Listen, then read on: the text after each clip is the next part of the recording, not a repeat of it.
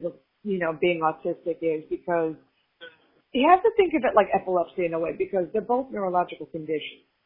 So Right. you can have some people with epilepsy will have like a seizure, every so often, where on the other hand, you can have another person who's affected by epilepsy who have hundreds of seizures a day. So it's the same with autistics in a manner that you meet one person who's autistic, you meet one. Yeah, there are some similarities, but, every individual has their own dealings with it. And that's the most difficult part, I think, for people to understand, because with other autistics, they understand they're happy I'm out there, because now the most perverse stereotype we've had with autism is that they're not athletic. Meanwhile, It's not just me who's athletic, but the current world strongman right now, I forget his name, but he's also autistic as well. So It's nice to see that stereotype being blown out the water. And I work with a nonprofit called Fighting for Autism, and one of my friends across the pond is Chloe Spiteri. She is a 10-time consecutive wrestling champion, Commonwealth wrestling champion. So for the uninitiated, Commonwealth means you have all the UK representatives, Scotland, Wales, Ireland, England, all sending their representatives to see who's the best Commonwealth. And she is the 10-time consecutive champion at flyweight. And she's really good at what she does. She was actually one of the wrestling coaches for helping Leon Edwards get ready for Kamaru Usman. So I think she did a pretty good job. But don't you say? But we're seeing the rise of more and more autistic athletes and blowing these, stereotypes out the water. And I couldn't be happier, for this to be happening and for me to also be taking a part in that.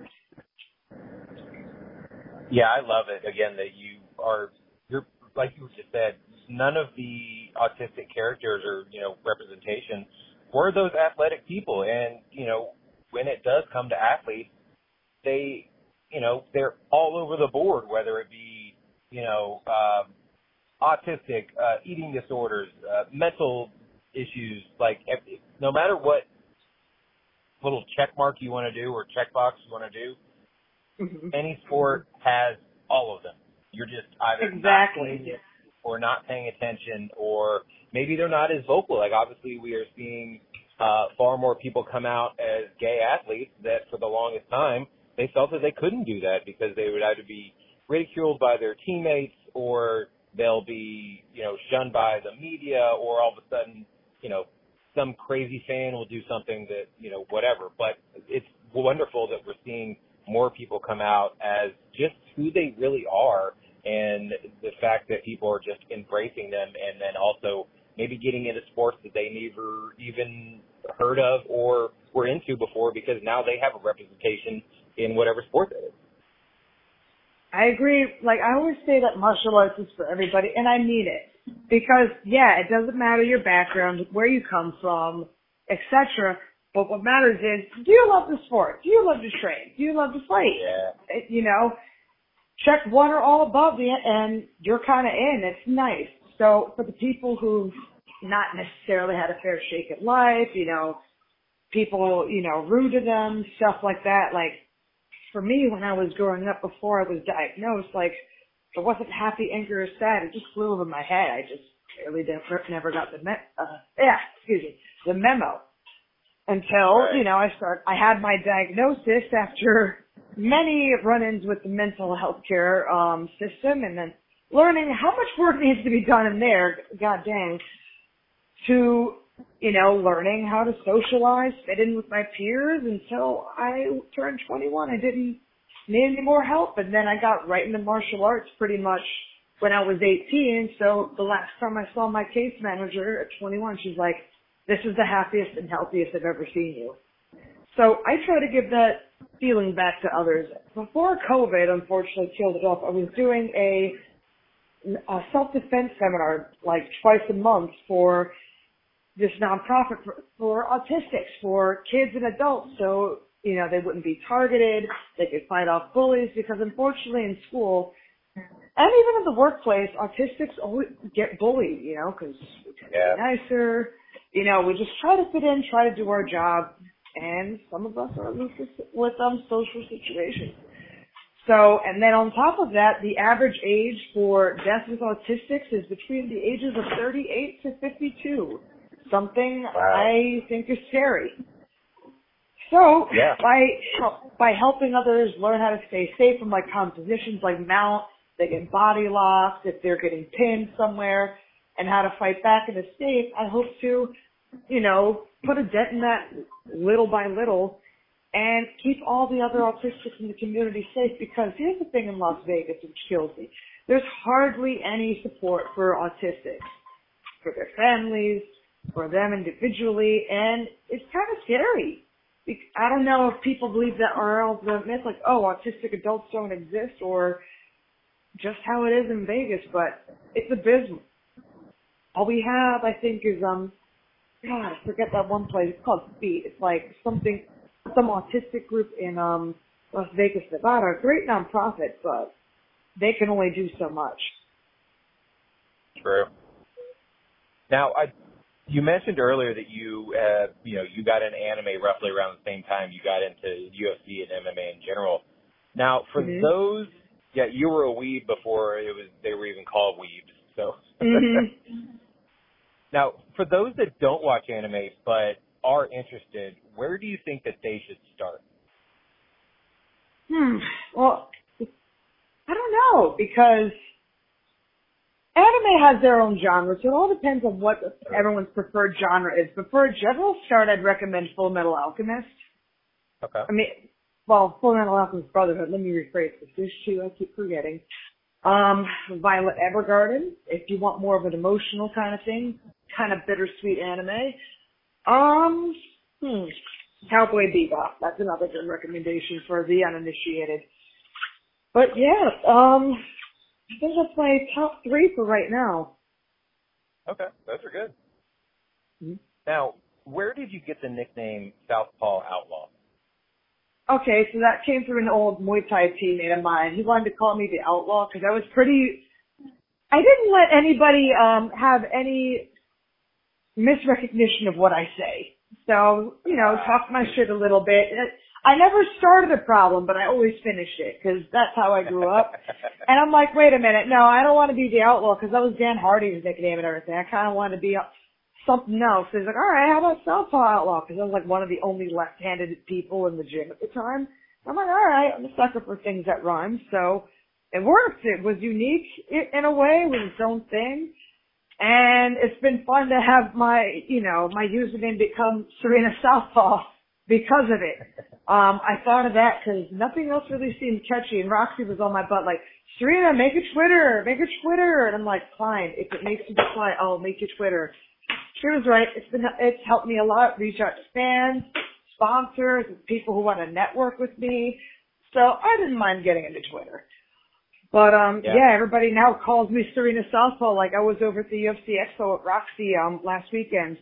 And there are people who actually recognize me who are over there. It was really cool. And they're like, Serena Southpaw. So they don't even say Serena DeJesus or Southpaw Outlaw. They just say Serena Southpaw. So I'm like, damn, did I do some good marketing or what? There you go. Now you can start printing up those T-shirts and stickers and everything. I'm actually in the middle of talking about getting some new T-shirts. I haven't had a T-shirt release in a while, so I'm still talking with my manager about it, and I can't wait. With your love of anime, I feel the crossover is obviously, it makes sense to put them together. Plus, when it does come to, so I've been a pro wrestling fan since I was a child, that the coolest wrestling T-shirts are the ones that you don't know are wrestling T-shirts. And MMA fighters, for the most part, don't really have cool merchandise for whatever reason. Either an artist hasn't gotten behind them to help them out or whatever the situation is. But if the coolest shirts are ones that you don't know that they are, MMA, pro wrestling, a band tee that you could wear anywhere and somebody would be like, that's just a really cool shirt. So in the anime styles, I think have always been just genuine works of art. So I think combining those two could really work out as well. Yeah, it could. I think I've won 2 cool shirts, but yeah, there was a hint to fighting in it. There was one I was riding Godzilla into battle. So, and it said come into a cage near you, and there's like a city background. So I thought that was pretty cool. Look, I love Godzilla, alright? I'm excited that Godzilla -1's coming out in, I think, November, they said. So the girl's excited, and they announced it there. And then I had another one where it had, Godzilla, like, breathing out, his atomic breath, and the tail's wrapped around a scene where I'm kicking one of my opponents, like, in the ribs, and she's clearly not liking it. But yeah, I want to have another shirt. I'm going to talk to my manager about it, see if the designs work, and we'll go from there. Boom. I love that. Now, you're ranked, according to Tapology, at 47th out of the female bantamweights in America. Do you look at any of the rankings, or do you kind of focus more on whatever your next fight is and to get to the next level? I focus on when my next fight is, because anybody can make up rankings. They could say I'm like the hottest or the ugliest fighter. They could say, I'm the worst fighter, I'm the best fighter, So I don't really pay attention. I pay attention to how I'm progressing. And, I had to take a lot of time off and fix things because I was a lot more sicker than I thought. Last summer, last fall, was kind of rough on me.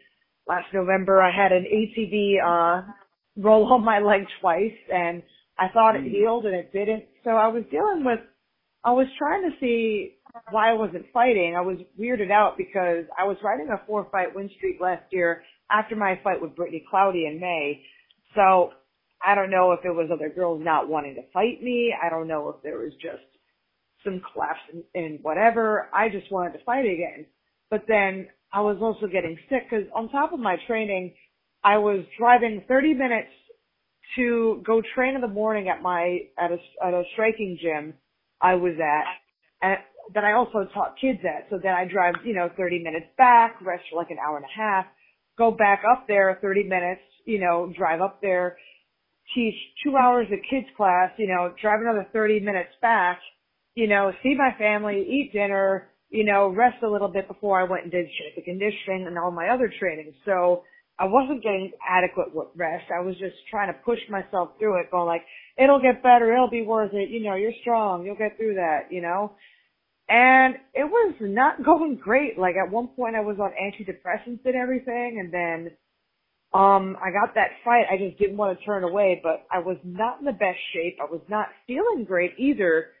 Just something felt wrong, and then the fight with Olga went the way it did. I kind of got her in the first round, I thought, and then second round was kind of tight, but I think I might have dropped the third round, and I thought it might have been a split loss or a split win, depending on who saw it. I was kind of surprised they put it at a 30-27 clear scorecard in Colorado, but it is what it is. But I broke my hand in that fight. I tried really hard to break her head. I never thought I'd meet someone with a thicker skull than me. But I didn't know for 2 weeks because my hands were swollen from just how hard I was throwing. And I had to drive all the way to St. George, Utah to get my hand surgery because in Vegas everybody was booked for like 4 weeks. So my family helped me drive up there, the 2.5-hour drive, get me into surgery, get me back home. They looked after me and everything.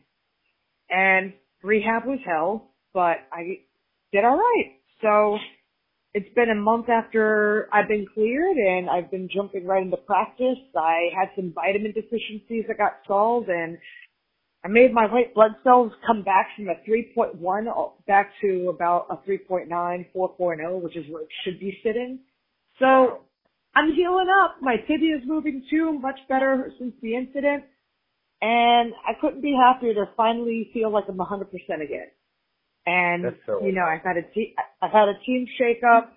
I have a new striking coach who I'm working with. I'm at Extreme Couture more, so I'm going to get right back to where I was. So I'm hoping by October or November I can fight again.